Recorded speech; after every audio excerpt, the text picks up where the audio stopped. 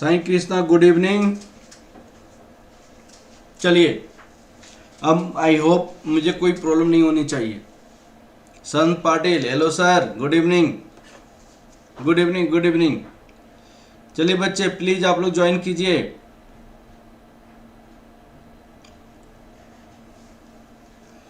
चलिए, मैंने आपको बताया था सिक्योरिटी वैल्यूएशन, तो प्रियांक जैन, अब तो ठीक आ रहा है ना Arijit? Security valuation,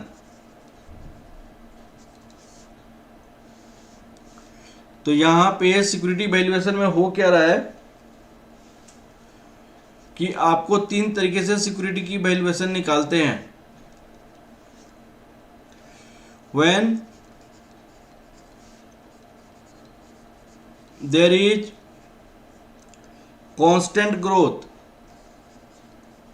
there is a constant dividend per share, constant dividend per share। दूसरा है when there is constant growth, और तीसरा है when there is variable growth, when there is a variable growth। ये तीन तरीके से हम सिक्योरिटी की वैल्यूएशन करते हैं। प्लीज स्टार्ट करते हैं। तीन तरीके से हम सिक्योरिटी की वैल्यूएशन करते हैं। सबसे पहला केस है when there is a constant growth, तो इसको हम डिस्कस करते हैं सबसे पहली वाली केस को।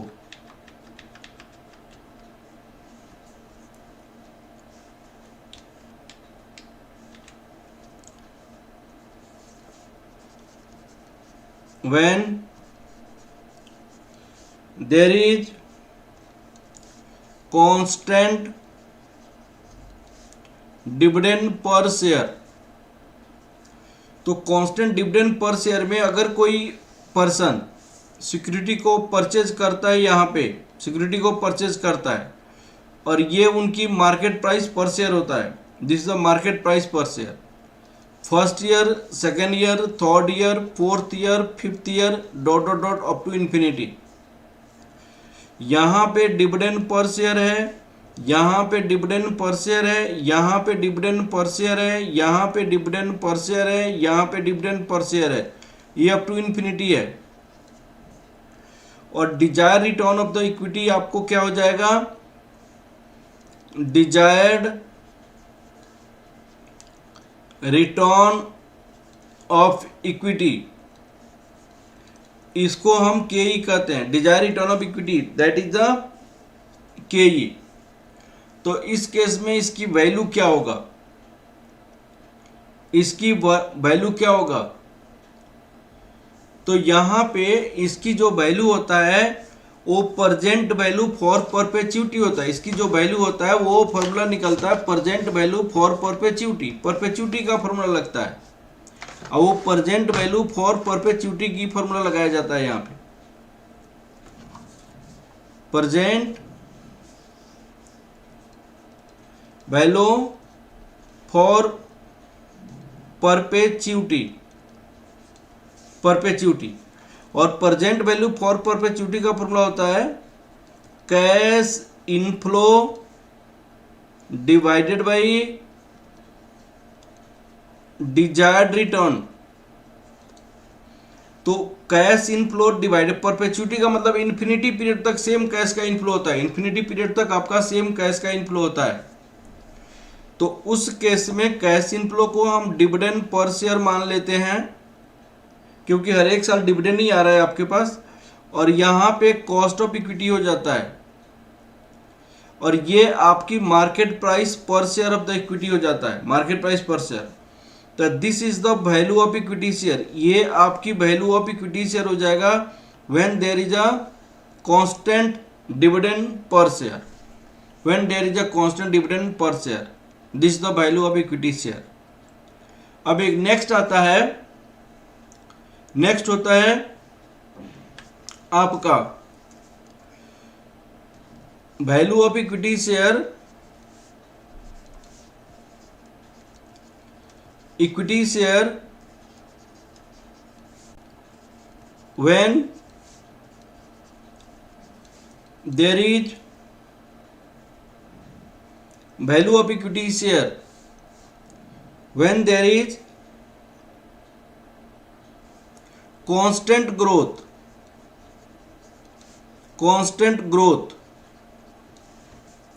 जब आपके पास ग्रोथ कांस्टेंट होता है उस केस में वैल्यू ऑफ इक्विटी शेयर निकालनी है।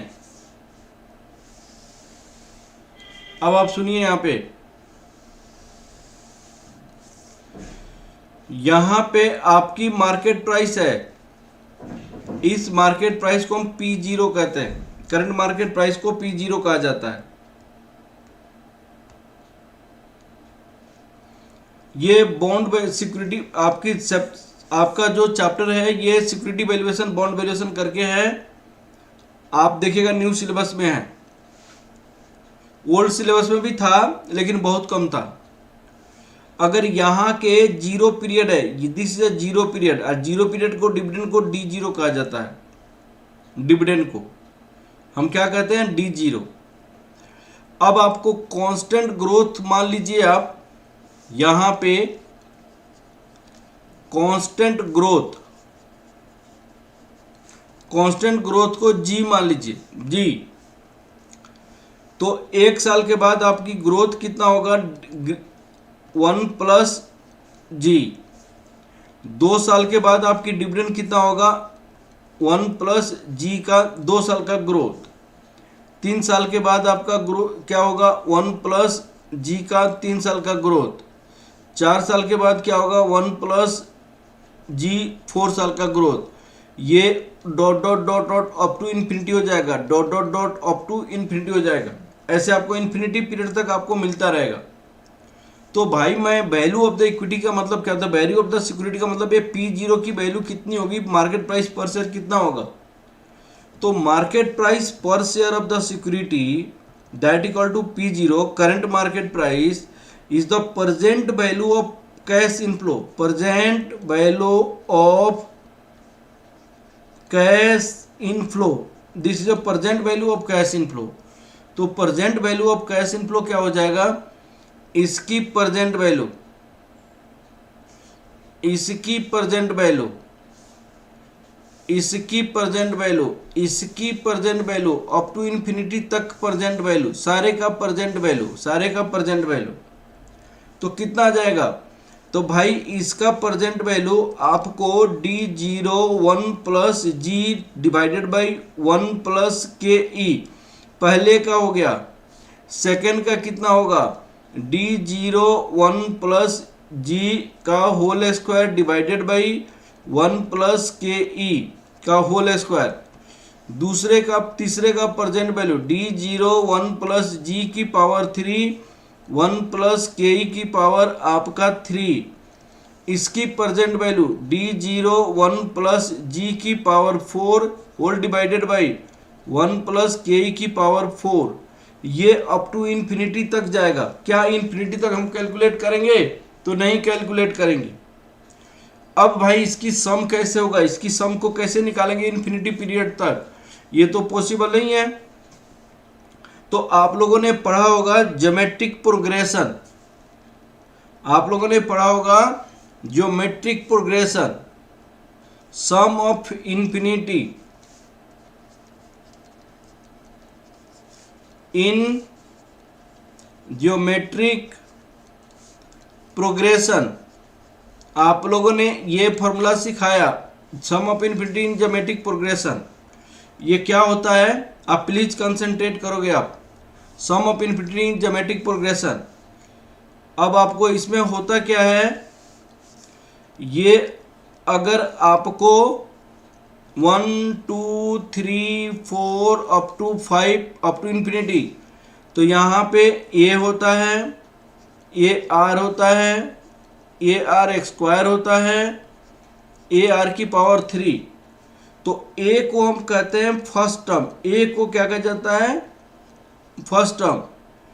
और ए आर डिवाइडेड बाई ए, इस टर्म को, सेकेंड ईयर की टर्म को पहली वाली टर्म से डिवाइड कर दीजिए, तीसरे वाली टर्म को सेकेंड वाले से डिवाइड कर दीजिए, A R x square divided by A R, फिर A R Q divided by A R x square.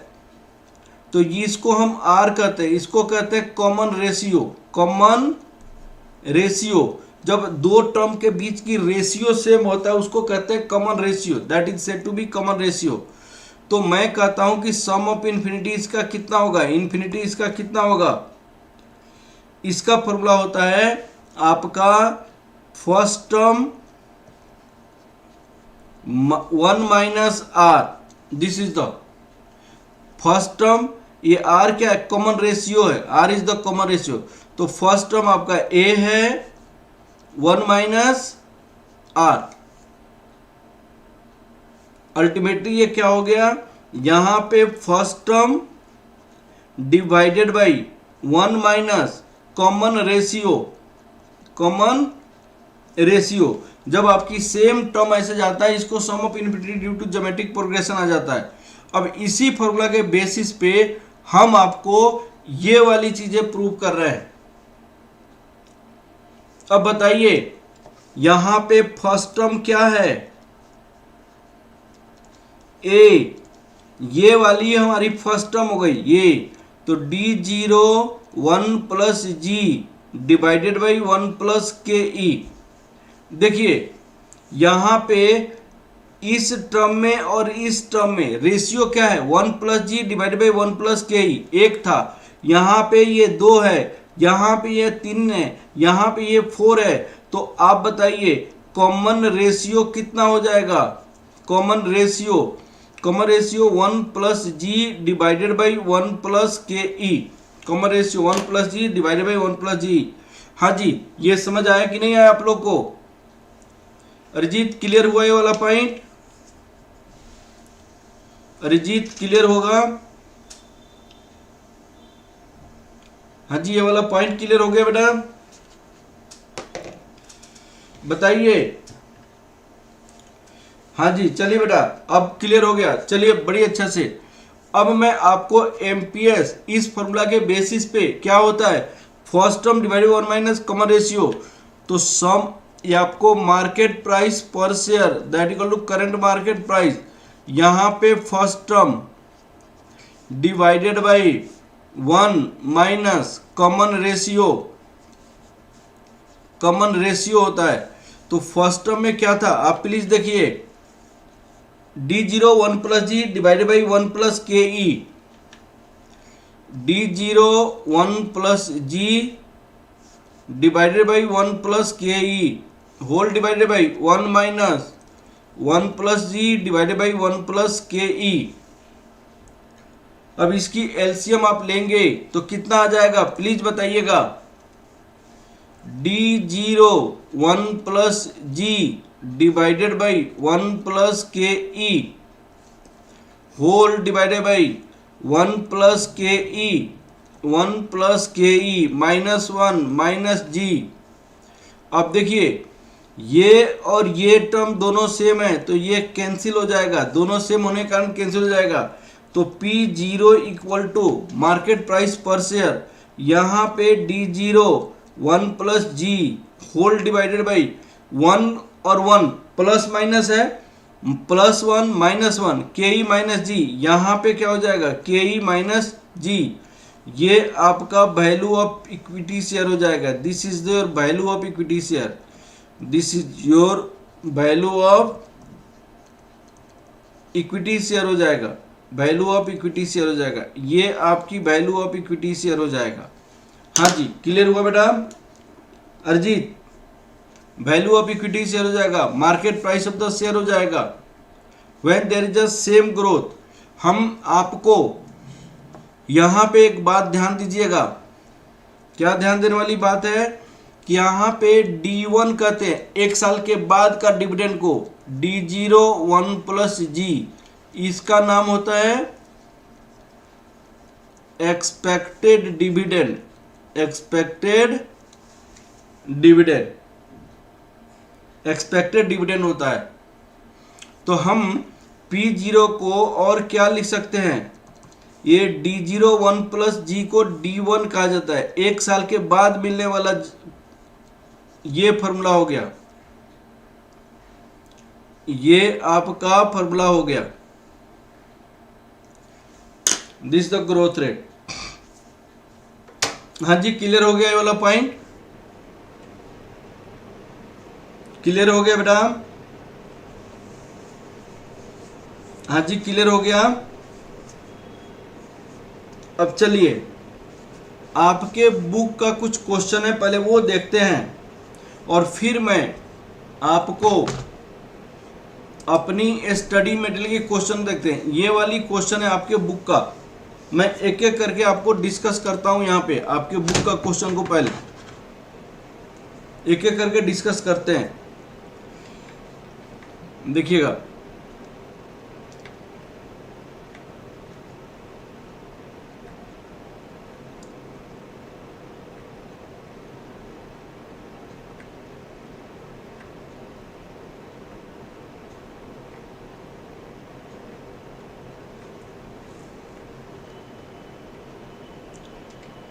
ये इक्विटी वैल्यूएशन का क्वेश्चन है।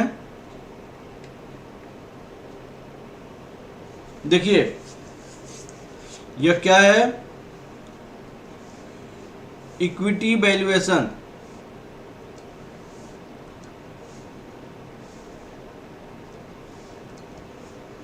Equity valuation discounted cash flow based valuation, relative valuation using multiple annuities. ये सब सारी question आपको study material बना बना के मैं भेजूंगा आप लोगों को। आप लोग टेंशन मत देखिए, कंसेप्ट को पहले यहाँ पे समझिए, उसको मैं आपको एक एक करके मैं बनाऊंगा।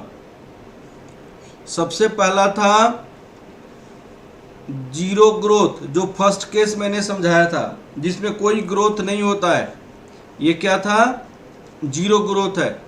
तो वैल्यू ऑफ इक्विटी मैंने क्या बताया था, वैल्यू ऑफ इक्विटी इस केस में क्या होता है, value of equity dividend per share divided by cost of equity, ये होता है जीरो ग्रोथ के केस में। फिर आपको यहाँ पे आ जाइए, ये क्वेश्चन मैं इसको क्वेश्चन देख रहा हूँ जीरो ग्रोथ में, आप देखिएगा जीरो ग्रोथ का क्वेश्चन है। Indian incorporated currently pay dividend, dividend rupees कितनी है, 10 रुपीज है, तो dividend per share rupees 10। It will be constant during the life time of the corporation और in perpetual time if the required rate of return of the investor is 14%, 14% required rate of investor है, that equal to cost of equity आपको कितनी है, 14% है। Required rate of investor, investor मैंने equity investor, equity investor किस rate से return चाहता है, 14% रिटर्न चाहता है। What will be the value of A stock, what will be the value of A stock using zero growth model. तो value of stock का मैंने क्या फॉर्मूला बताया था, वैल्यू ऑफ सिक्योरिटी या वैल्यू ऑफ स्टॉक, बात एक ही है। वैल्यू ऑफ स्टॉक, स्टॉक की value dividend per share divided by cost of equity. Dividend आपका रुपीज 10 है और कॉस्ट ऑफ इक्विटी 14% है, रुपीज 10 डिवाइडेड बाय 0.14, यहाँ पे निकाली गई है रुपीज 71.43। हाँ जी, क्लियर हो गया बेटा आप लोग को? हाँ जी, सलोनी क्लियर हो गया, साधन पाटिल, अरुण, प्रियांक, साधन पाटिल क्लियर हो गया ये वाला पॉइंट, जीरो ग्रोथ। हाँ जी, क्लियर हो गया ये वाला, आगे बढ़ा जाए। इस पे कुछ क्वेश्चन करेंगे, ज्यादा टाइम नहीं लेगा, बहुत क्लियर। चलिए अच्छी बात है। दूसरी मैंने कांस्टेंट आपको क्या समझाया था, constant growth model. Constant growth model का मैंने डायरेक्ट फॉर्मूला आपको प्रूव किया हुआ है। यहां पे भी इन्होंने सब कुछ वही किया है जो इन्होंने मैंने किया। यहां पे market price per share D1 KE minus जी, जी मीन्स कांस्टेंट ग्रोथ होता है। अब इस पे हम क्वेश्चन देखते हैं। अल्टीमेटली ये आपको यही आ गया एस्टिमेटेड वैल्यू ऑफ स्टॉक। अब आपको यहां पे क्वेश्चन देखिए,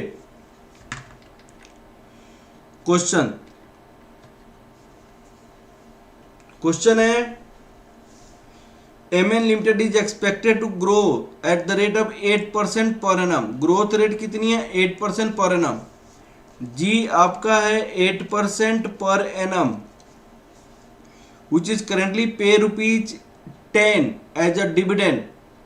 उन्होंने अभी तुरंत उन्होंने डिविडेंड दिया ₹10 for investment. The risk level the investor required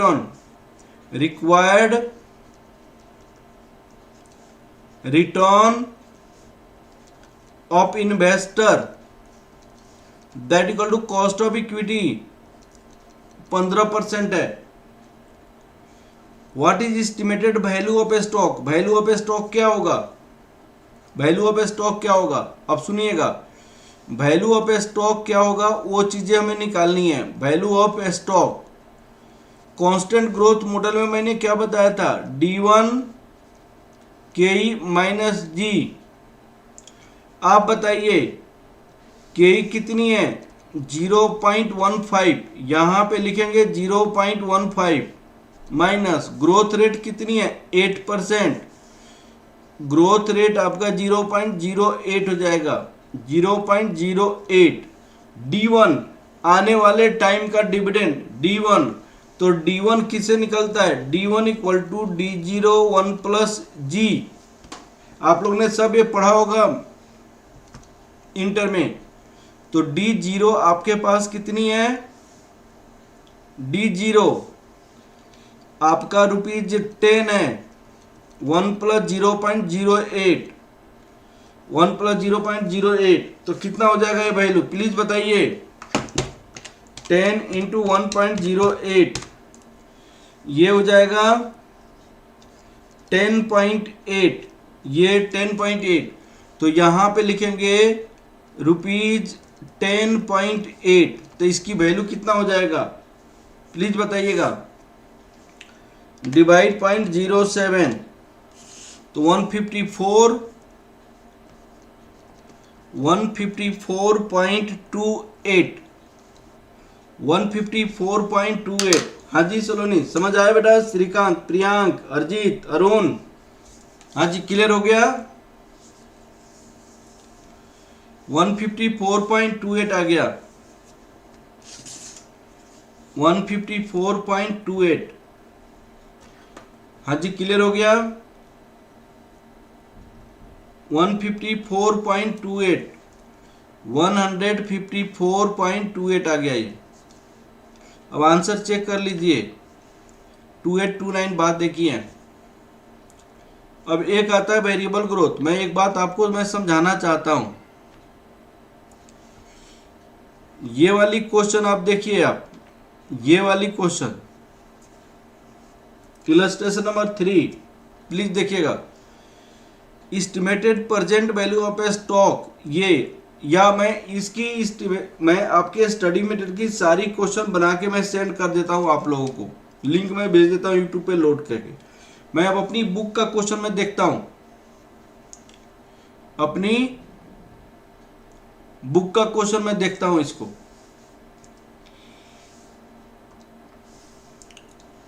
अब देखिए, मैं अपनी बुक का क्वेश्चन एक ऐसा बनाता हूं जिसमें सारी टॉपिक हो।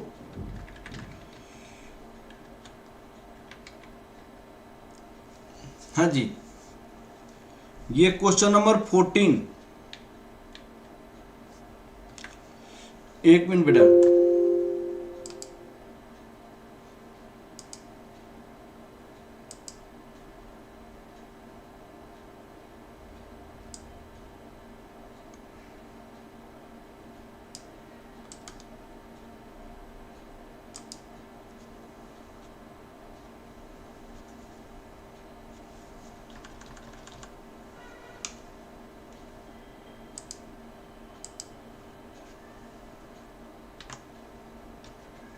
चलिए अब एक बार क्वेश्चन नंबर 14 देखते हैं। सारी तीनों कंसेप्ट इसमें होगा। क्वेश्चन नंबर 14, और भी सारे क्वेश्चन हम करेंगे इसका। पहले क्वेश्चन नंबर 14 देखते हैं और आपका एक कंसेप्ट सब क्लियर हो जाएगा बेटा, कोई टेंशन की बात नहीं है। देखिए, a company is toying with the idea declaring dividend, it has reported a post tax profit rupees कितनी है 2.4। पोस्ट टैक्स प्रॉफिट मैंने टैक्स के बाद प्रॉफिट है। आपका क्वेश्चन नंबर 14 में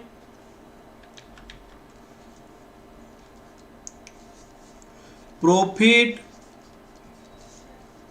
after tax, profit after tax कितनी है 2.4।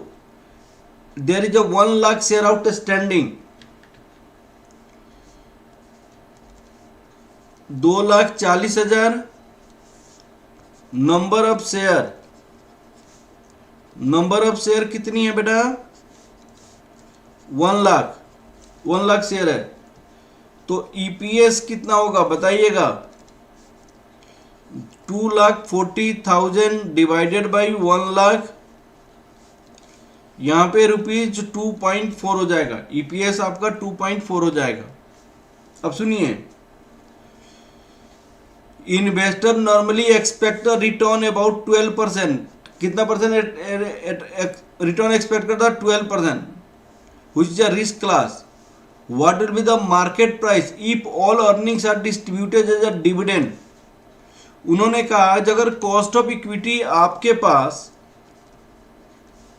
कॉस्ट ऑफ इक्विटी आपका 12% है तो मार्केट प्राइस क्या होगा, जबकि सारी की सारी पैसा हम डिविडेंड डिस्ट्रीब्यूट कर देते हैं। What will be the market price if all earnings are distributed as a dividend? तो आपका मार्केट प्राइस क्या होगा जो when all earnings are distributed as a dividend, तो market price per share equal to dividend per share divided by cost of equity. Excuse me, सारी की सारी उसने किस पे डिस्ट्रीब्यूट कर दिया, सारी की सारी उसने डिस्ट्रीब्यूट कर दिया डिविडेंड में। तो यही आपका डिविडेंड पर शेयर हो जाएगा, डिविडेंड पर शेयर हो जाएगा। तो this is 2.4 divided by 12%, 2.4 divided by 0.12। अब बताइए कितना आपका मार्केट प्राइस होगा, 2.4 डिवाइड 0.12, आपका ₹20 आपकी मार्केट प्राइस हो जाएगा, ₹20 आपकी मार्केट प्राइस हो जाएगा। हाँ जी, क्लियर हो गया बेटा, ₹20 आपकी मार्केट प्राइस हो जाएगा। फर्स्ट पार्ट का आंसर हो गया। सेकेंड पार्ट क्वेश्चन आपको से क्या पूछी गई है, सेकेंड पार्ट देखिए। हाँ जी, ये क्लियर हो गया, क्लियर हो गया बेटा सारे बच्चे को। अब नेक्स्ट चलिए, उन्होंने क्या कहा प्लीज देखिएगा। Will the market price is likely to be different if the payout ratio 50%, dividend payout ratio। जैसे आपके पास EPS आया था 2.4, तो डिविडेंड पर शेयर आपका कितना हो जाएगा 50% ऑफ 2.4, तो 50% ऑफ 2.4 कितना हो जाएगा 1.20। And earning and dividend are expected to grow, constant growth है। कांस्टेंट ग्रोथ कितनी है, ग्रोथ कितनी है 8% है, कांस्टेंट ग्रोथ 8% है। ये आपका सेकेंड पार्ट का आंसर, कांस्टेंट ग्रोथ 8% है। तो इस केस में क्या होगा, तो मैंने आपको अभी जस्ट समझाया है कांस्टेंट ग्रोथ के लिए क्या फॉर्मूला होता है। For constant growth, constant growth के लिए क्या फॉर्मूला होता है, market price per share D1 divided by KE minus G। ये फॉर्मूला मैंने बताया था, market price per share D1 divided by KE minus G। तो इस केस में क्वेश्चन में आपको D0 जो दिया हुआ है 1.20 दिया हुआ है, और ग्रोथ रेट जो दिया हुआ है, ग्रोथ रेट कितना दिया हुआ है 8%, ग्रोथ रेट 8% दिया हुआ है, और डिजायर रिटर्न कितनी है 12%। ग्रोथ रेट आपका 8% है, कॉस्ट ऑफ इक्विटी आपका 12% है। तो आप बताइए यहां पे D1 कितना होगा, D1 equal to D0 1 plus जी। तो D0 आपकी 1.20 है, तो ग्रोथ रेट 1 प्लस 0.08, तो कितना हो जाएगा प्लीज बताइए। 1.2 इंटू 1.08, ये 1.296 हो जाएगा। तो यहां पे मार्केट प्राइस कितना हो जाएगा, 1.296 whole divided by cost of equity. Cost of equity आपको 12% दिया हुआ है, 12% माइनस ग्रोथ रेट 0.08, तो इसकी वैल्यू कितना हो जाएगा, ये रुपीज 32.4 हो जाएगा, ये रुपीज 32.4 हो जाएगा। हाँ जी, रुपीज 32.4 हो जाएगा। ये वाली पॉइंट क्लियर हो गया। जब आपकी कांस्टेंट ग्रोथ होता है तो ये वाली फॉर्मूला अप्लाई किया जाता है वैल्यूएशन ऑफ इक्विटी में। वैल्यूएशन ऑफ इक्विटी में कांस्टेंट ग्रोथ होता है तो हम ये वाली फॉर्मूला अप्लाई करेंगे। वैल्यूएशन ऑफ इक्विटी में कांस्टेंट ग्रोथ होगा तो हमारी ये वाला फॉर्मूला अप्लाई होगा, ये वाली फॉर्मूला अप्लाई करेंगे। ठीक है। अब एक होता है वेरिएबल ग्रोथ, इसको आप लोग बहुत अच्छे से समझिएगा। वेरिएबल ग्रोथ, अब आपको वेरिएबल ग्रोथ के बारे में समझना है बहुत अच्छे से। वेरिएबल ग्रोथ में होता क्या है कि कंपनी क्या कहता है, कंपनी ये कहता है कि भाई साहब हमने आपको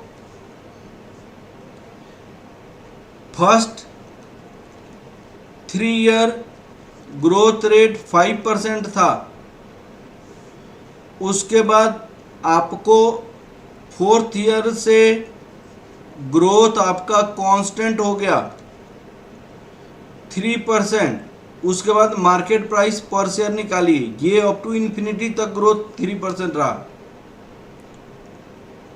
तो जो कांस्टेंट ग्रोथ का कंसेप्ट था उस कांस्टेंट ग्रोथ में समझिएगा, कांस्टेंट ग्रोथ का जो कंसेप्ट था उस कांस्टेंट ग्रोथ को समझिए आप प्लीज। मैं आपको एक बात बताना चाहता हूं कि यहां पे हम अगर मान लिया जाए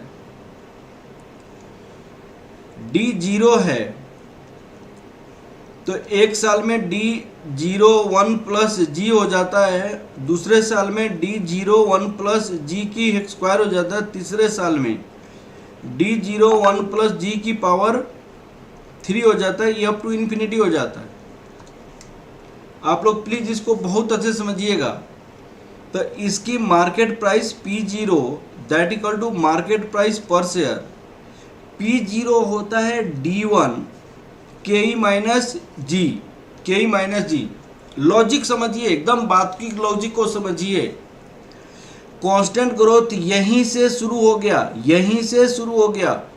तो अगर यहाँ का मार्केट प्राइस निकालना चाहते हैं, यहाँ का मार्केट प्राइस निकालना चाहते हैं, तो यहाँ पे कोई पर्सन अगर एक स्टॉक को परचेज करता है, अगर कोई पर्सन स्टॉक को यहाँ पे परचेज करता है तो उसको शेयर कहाँ का मिलेगा, यहाँ का मिलेगा।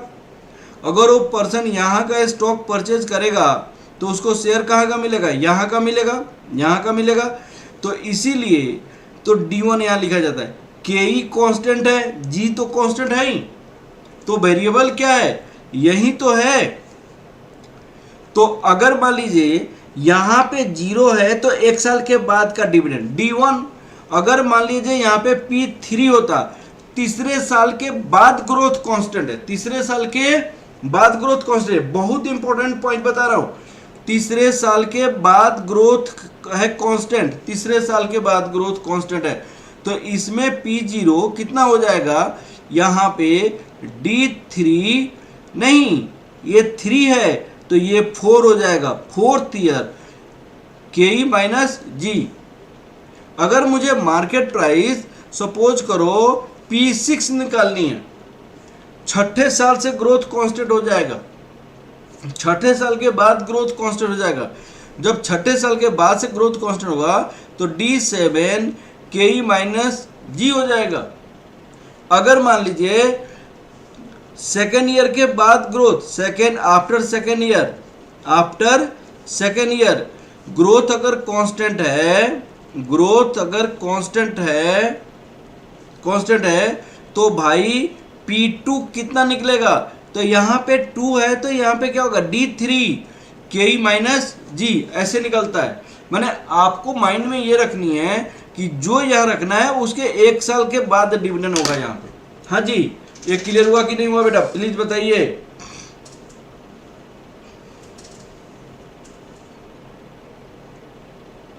हाँ जी, क्लियर हुआ कि नहीं हुआ बेटा?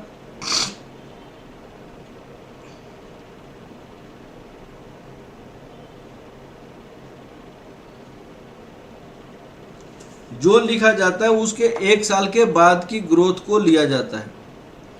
1 साल के बाद की ग्रोथ डिविडेंड लिया जाता है। क्लियर है? हाँ जी, क्लियर है? सारे को क्लियर है? सलोनी क्लियर है बेटा? साई कृष्णा, अरुण, संत पाटिल सबको क्लियर है? अब सुनिएगा प्लीज। अगर सपोज कीजिए ये हमने अब थर्ड पार्ट की क्वेश्चन को देखिए, यहाँ पे क्या बोला है। यहाँ पे वेरिएबल ग्रोथ का है। ये क्वेश्चन में तीनों पार्ट है। Will the position second change if investor believe that earning and dividends are growth 10% next 2 year, 2 साल ग्रोथ 10%, 4% देयर आफ्टर, 4% उसके बाद है। अब आप देखिए यहाँ पे तीसरे पार्ट इस क्वेश्चन का, growth for first 2 year 10%, thereafter growth is constant, thereafter growth is constant आपकी कितनी हो जाएगी? 4%। D0 आपके पास कितनी है? 50% of 2.4 rupees 1.20। Cost of equity आपके कितनी है? 12%। अब आपको मार्केट प्राइस पर शेयर निकालनी है, वैल्यू ऑफ स्टॉक बतानी है, वैल्यू ऑफ स्टॉक बतानी है, वैल्यू ऑफ स्टॉक बतानी है। इसको पहले प्लीज समझिए, वैल्यू ऑफ स्टॉक बतानी है। तो आपको यहां पे एक बात समझना पड़ेगा। यहां पे आपने यहाँ पे D0 कितनी है? 1.20।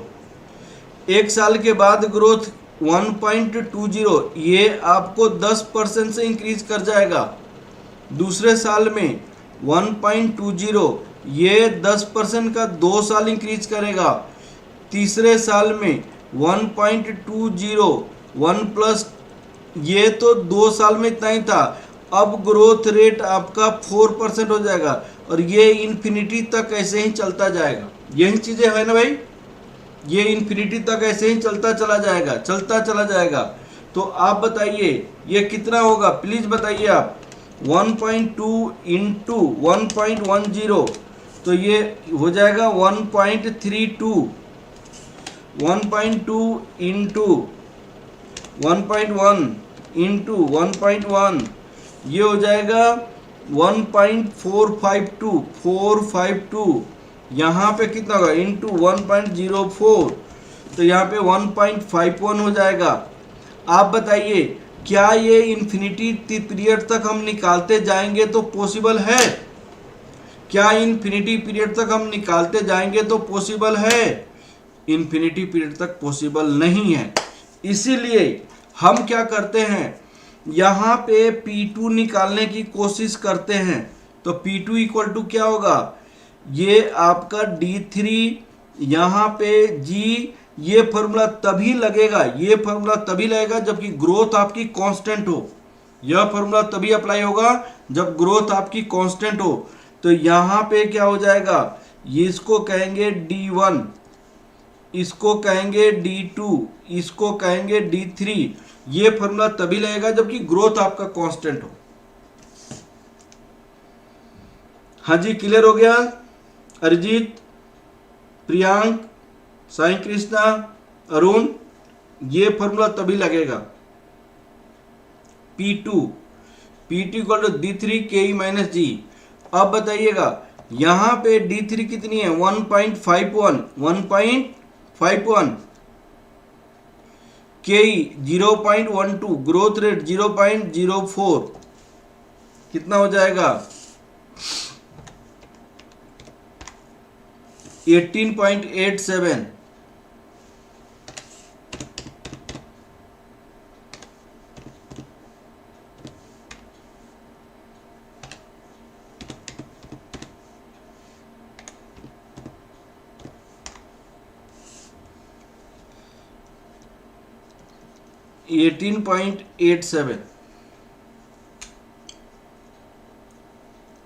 तो इसकी मार्केट प्राइस कैसे निकालेंगे?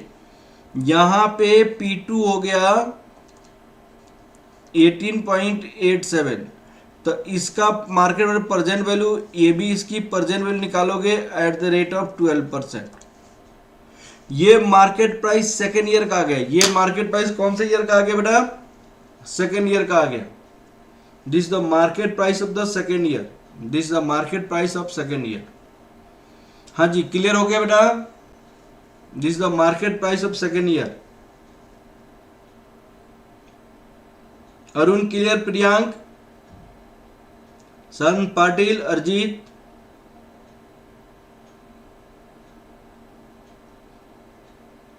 वैल्यू बिफोर कांस्टेंट ग्रोथ निकालने का तरीका होता है आपको, अभी मैंने आपको समझाया था कि कांस्टेंट ग्रोथ का फॉर्मूला क्या होता है। कांस्टेंट ग्रोथ का फॉर्मूला, कांस्टेंट ग्रोथ की फॉर्मूला को मैंने आपको समझाया था कि आपका कांस्टेंट ग्रोथ का फॉर्मूला, कांस्टेंट ग्रोथ की फॉर्मूला मैंने समझाई थी। कांस्टेंट ग्रोथ का, अगर ग्रोथ कांस्टेंट है तो P0 का फॉर्मूला क्या होता है? D1 KE माइनस जी। लेकिन अगर 6th ईयर के बाद ग्रोथ कांस्टेंट है तो हम क्या लिखेंगे?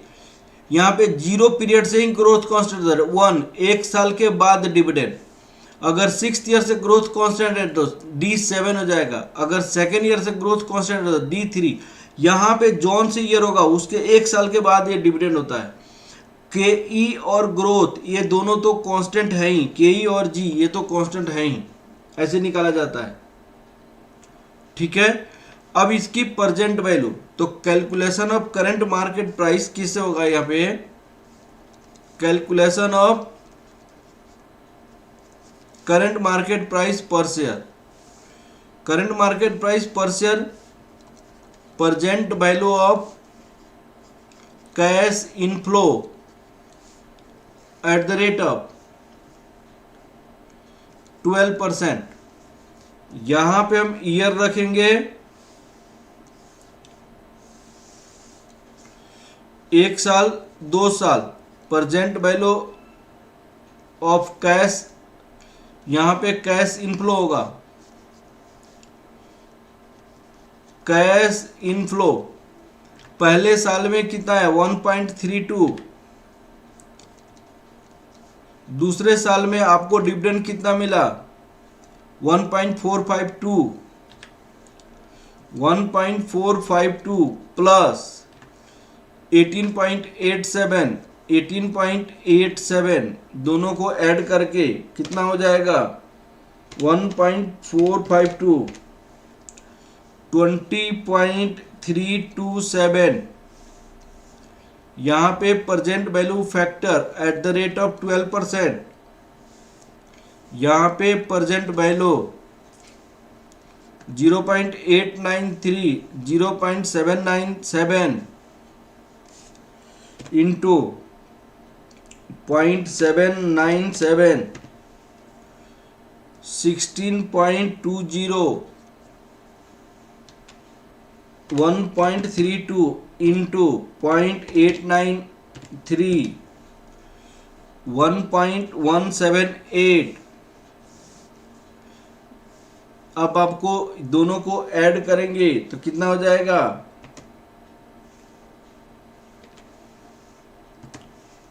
17.379। तो ये आपका वैल्यू ऑफ स्टॉक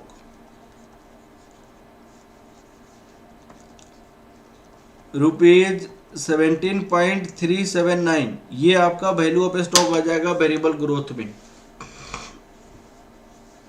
ये आपका वैल्यू ऑफ स्टॉक आ जाएगा वेरिएबल ग्रोथ में। हाँ जी, क्लियर हुआ बेटा? हाँ जी, क्लियर हो गया? ये वाला पॉइंट क्लियर हो गया?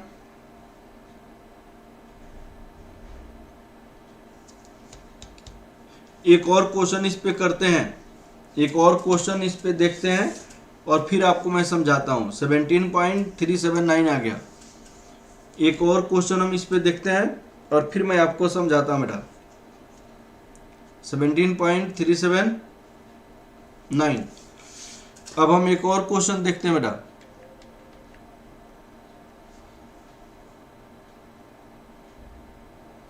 ये क्वेश्चन अभी छोड़ते हैं।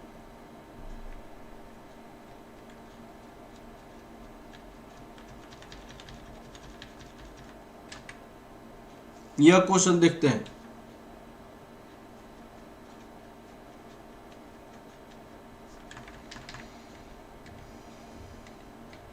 यह क्वेश्चन, प्लीज इस क्वेश्चन को पढ़िए।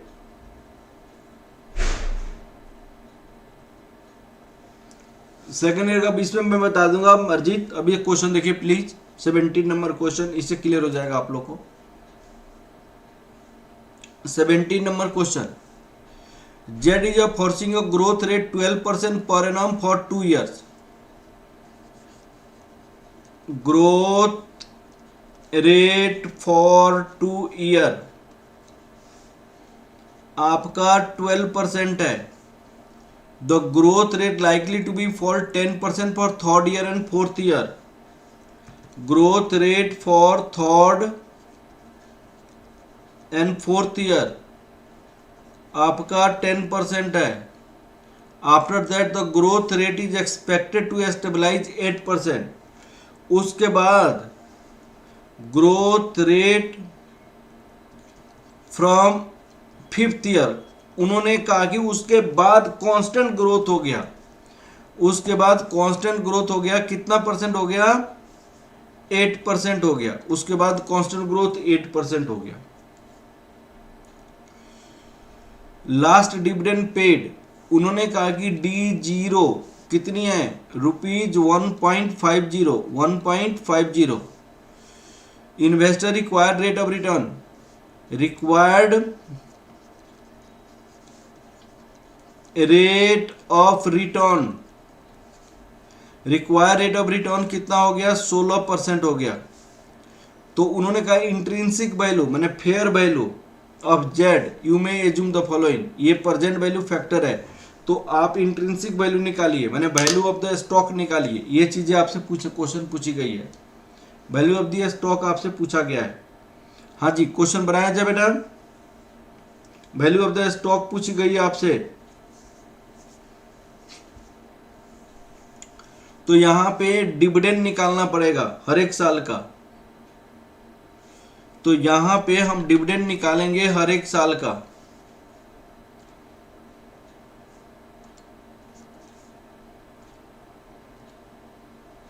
हर एक साल का डिविडेंड निकालेंगे।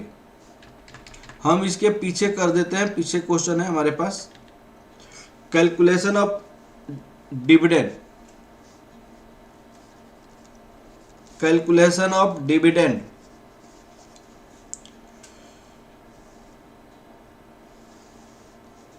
डिविडेंड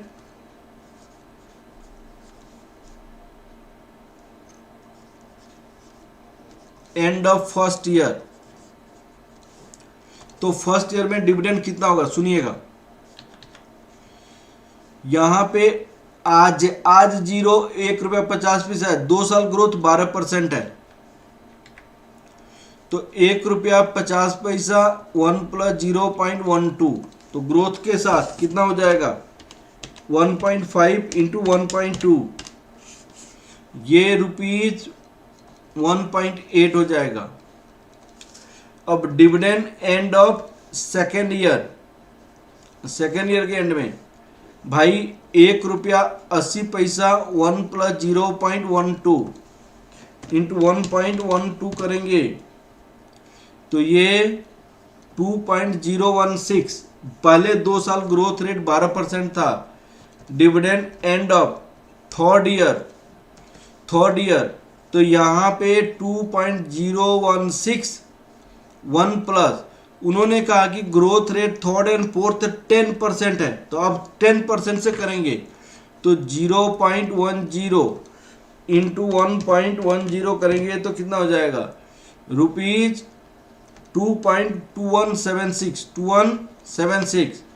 अब डिविडेंड ऑफ फोर्थ ईयर भी ग्रोथ आपको 10% से ही था, तो 2.2176 1 + 0.10 इंटू 1.1 करेंगे तो आपका डिविडेंड कितना हो जाएगा 2.43936। अब आपका फिफ्थ ईयर से ग्रोथ आपका फर्क हो गया 43936 1 प्लस। आप देखिए फिफ्थ ईयर के फ्रॉम फिफ्थ ईयर ये आपका कांस्टेंट हो गया। कांस्टेंट का मतलब हमेशा फिफ्थ ईयर से इंफिनिटी पीरियड तक ग्रोथ आपका 8% है। फिफ्थ ईयर से इंफिनिटी पीरियड तक ग्रोथ रेट आपका 8% है। फिफ्थ ईयर से इंफिनिटी पीरियड तक ग्रोथ रेट आपका 8% है। फिफ्थ ईयर से इंफिनिटी ग्रोथ रेट आपका 8% है।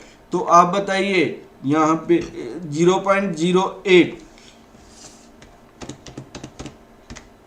2.6345। अब ये कहना क्या चाहता है, आप प्लीज आप लोग समझिए। अगर कोई पर्सन स्टॉक परचेज करना चाहता है यहाँ पे, तो इसका मतलब P0 that equal to market price per share, तो उसको पहले साल डिविडेंड मिलेगा 1.8, दूसरे साल डिविडेंड मिलेगा 2.016, तीसरे साल डिविडेंड मिलेगा 2.2176, चौथे साल डिविडेंड मिलेगा 2.43936, फिफ्थ ईयर डिविडेंड मिलेगा 2.6345 और sixth year seventh year up to infinity आपका डिविडेंड मिलता जाएगा, जिसमें ग्रोथ रेट 8% है। जिसमें ग्रोथ रेट कितना है 8% है। तो आप बताइए क्या 8 इन्फिनिटी पीरियड तक डिविडेंड निकाल सकते हैं? क्या इन्फिनिटी पीरियड तक डिविडेंड निकाल सकते हैं? तो नहीं जी, नहीं निकाल सकते। इन्फिनिटी पीरियड तक डिविडेंड नहीं निकलेगा। तो उस केस में हम करते क्या हैं? उस केस में हम क्या करते हैं प्लीज बताइए। तो उस केस में हम क्या करते हैं, जहां के बाद से ग्रोथ कांस्टेंट है, यहां पे फोर्थ ईयर के बाद से ग्रोथ कांस्टेंट है, फोर्थ ईयर के बाद से ग्रोथ कांस्टेंट है, तो इसीलिए P4 निकालेंगे, P4 निकालेंगे। फोर्थ ईयर के बाद से ग्रोथ कांस्टेंट है तो P4, तो P4 में क्या होगा D5, जो यहाँ पे 4 होता है तो यहाँ पे 5 हो जाता है, यहाँ पे KE माइनस जी, यहाँ पे KE माइनस जी, तो बताइए कितना हो जाएगा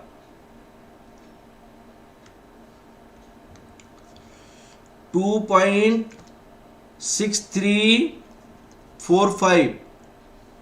कॉस्ट ऑफ इक्विटी 16%, ये 0.08%, ग्रोथ रेट कांस्टेंट 8% है। रिक्वायर्ड रिटर्न आपका कितनी है 16% है। कॉस्ट ऑफ इक्विटी 16% है। इसका फॉर्मूला क्या, ये तो कितना हो जाएगा बताइए।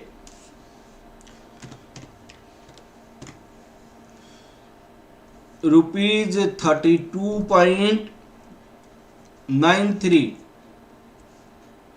तो आप प्लीज समझिए, इन्वेस्टर को यहां पे कितना मिलेगा फोर्थ ईयर में आपको डिविडेंड मिलेगा इतना, और 32 93 आपको शेयर को बेचने से मिलेगा। ये आपको P4 है, तो टोटल ये क्या, ये 32.93 क्या रिप्रेजेंट करता है, यहाँ का डिविडेंड, यहाँ का डिविडेंड, यहाँ का डिविडेंड, यहाँ का डिविडेंड, यहाँ का डिविडेंड, यहाँ का डिविडेंड, ये सारे डिविडेंड की प्रेजेंट वैल्यू रिप्रेजेंट करता है 32.93। तो ये टोटल कितना हो जाएगा 32.93 2.43936 ऐड करेंगे तो ये टोटल आपके पास हो जाएगा 35.37। अल्टीमेट मैं क्या कहना चाहता हूं कि अगर कोई इन्वेस्टर इन्फिनिटी तीर का प्रेजेंट, अगर कोई इन्वेस्टर इस प्राइस पे अगर शेयर को परचेज करता है तो पहले साल में यह मिलेगा, दूसरे साल में यह मिलेगा, तीसरे साल में यह मिलेगा, चौथे साल में 35.37 डिविडेंड तो मिलेगा इतना, लेकिन 5वें साल से जो मिलेगा सबका एकुमुलेट वैल्यू 32.93, उसकी मार्केट प्राइस फोर्थ ईयर का 32.93 होगा, मार्केट प्राइस फोर्थ ईयर का 32.93 होगा। तो प्रेजेंट वैल्यू क्या हो जाएगा प्लीज बताइएगा, value of share, value of stock, current market price, इसको हम ऐसे कहते हैं current market price per share, इसका मतलब present value of cash inflow eight the rate of 16%। यहां पे हम ईयर लिखेंगे 1 2 3 4, कैश इनफ्लो लिखेंगे, क्या आया है बताइए 1.8 2.016, 1.8 2.016, यहाँ पे 35.37 2.2176, 2.2176, यहाँ पे present value factor eight the rate of कितना परसेंट 16%, और इसका प्रेजेंट वैल्यू हो जाएगा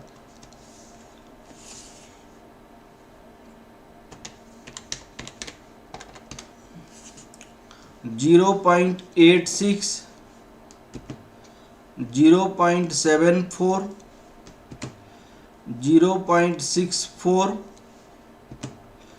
0.55।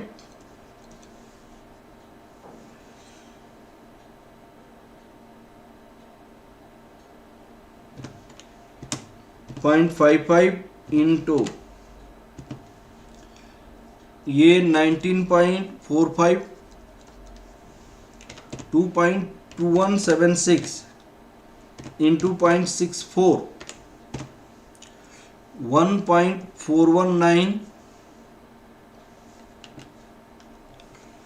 2.016 इंटू 0.74, 1.49, 1.8 इंटू 0.86, 1.548। तो present value of cash inflow आपको सबको ऐड कीजिए 1.49, 1.419, 19.45, 23.907। तो market price per share of stock ₹23.907, ₹23.907 हो जाएगा।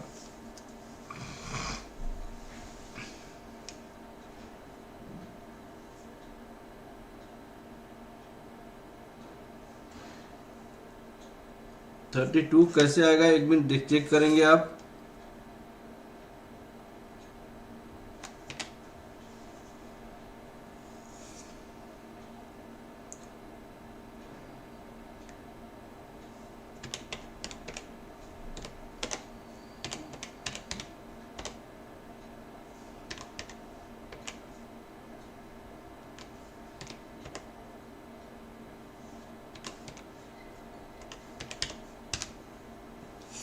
हाँ जी, हाँ जी, समझ आया कि नहीं आया आप लोग को? तो इस तरह वैल्यूएशन ऑफ स्टॉक हमारा कंप्लीट हो गया। इसमें कुछ नहीं था, कुछ डिविडेंड की बातें हैं वो बाद में समझा दूंगा आप लोग। तो नेक्स्ट क्लास में मोस्ट प्रॉब्ली मैं कैपिटल बजटिंग शुरू करूंगा। Capital budgeting. आज क्लास डिस्टर्ब हो गया, पता नहीं कैलकुलेटर में मैं कंप्यूटर हैंग कर जाता है कभी कभी। इसको मैं चेक करता हूँ क्यों हो रहा है ऐसे प्रॉब्लम। फिर इंटर में नहीं होता है, सीएमए इंटरमीडिएट में नहीं होता, आप ही लोग में होता है, फाइनल में ही होता है। और बताइए कोई डाउट बेटा आप लोगों को? कोई डाउट है? क्लियर हो गया?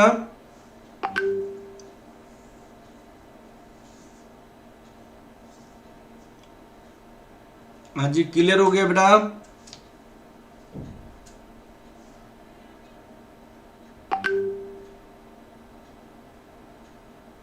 ओल्ड सिलेबस में कल से कैपिटल बस्टिंग शुरू है, वो ओल्ड सिलेबस का ही है, कोई ज्यादा तो नहीं, ओल्ड सिलेबस का ही है बेटा, ये ओल्ड सिलेबस का ही है ये सारी चीजें। ओल्ड सिलेबस का तो मैंने बहुत चीजें बनाया, 100% स्टडी मटेरियल सोल्व करके रखा है। Okay, thank you. Okay, thank you class बेटा, थैंक यू वेरी मच। फिर मिलते हैं हम नेक्स्ट क्लास में।